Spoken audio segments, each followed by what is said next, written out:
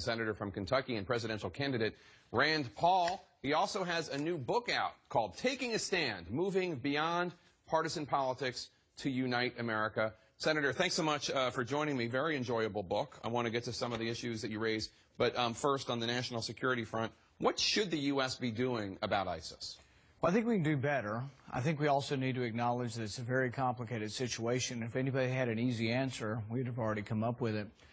I think part of the problem is that there's a long war going on, a 1,000-year war between the Sunni and Shiite, and that while the Sunni towns that are being overtaken may ultimately grow to learn how bad ISIS is, they're comparing it with the Iranian-influenced Shiite militias, and they're making a judgment, at least now, that they'd just soon fight the Shiites as they would ISIS. So they're not really united. During the surge, when we were successful, we had the Sunni chieftains on our side. Mm-hmm. This has been, if anything, really a political problem for a long time, that you have a Iraqi government that's not been very good at becoming a general government representing everyone. It's a government that seems to be of and for the Shiites, and that's the way the Sunnis perceive it. And so I'm not sure how there's a possibility of victory until you get Sunnis actively involved in the government, in the military, and believing that ISIS is more of a threat than the government in Baghdad. What would you do if you were commander-in-chief right now? Well, there's a couple things I would do. One, I would promise the Kurds a homeland. They're the best fighters over there, and I would equip them directly with arms. I wouldn't have it go through the Shiite government. I think there's a little bit of tension between the two, between the Kurds and the Shiite government. Is that worth alienating Turkey? Because they obviously are... Like I say, nothing's simple here. Right. In order to do that, I wouldn't do that in a vacuum. I wouldn't say, tomorrow I'm recognizing the Kurds. But I would go to the Turks, and I would say to the Turks and to the Kurds, I would say, what about the Kurds having a homeland within Iraq and maybe within that little sliver of Syria up there near Kobani?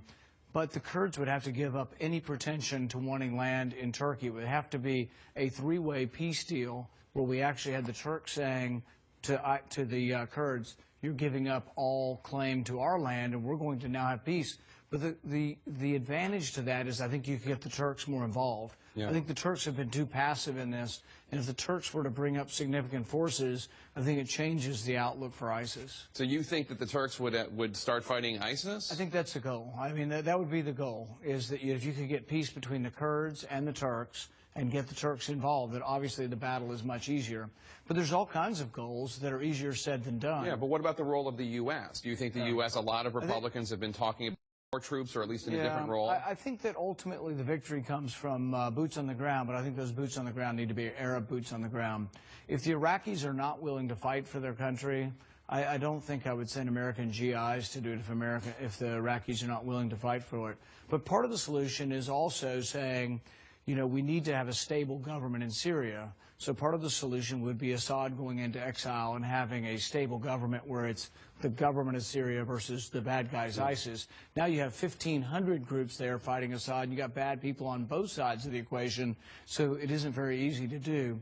And then the third part of this is I would get the Saudis and the Qataris, and I would tell them, look, you've grown rich off of our petrodollars. Why don't you do something useful, and that's help us fight ISIS on the ground with your troops on the ground. As you say, a lot easier said than done. Let's talk about your book a bit, because you write quite a bit about the NSA spying program, and obviously you do more than write about it. This week you were holding up the legislation in a way because of your objection to the bulk collection program of metadata, which is going to expire June 1st. I want to play some sound from some of your rivals in the Republican race. First is Jeb Bush yesterday, and then the next one is Chris Christie today. I think he's wrong on saying that this is unconstitutional or saying that people's freedoms have been violated by the Patriot Act.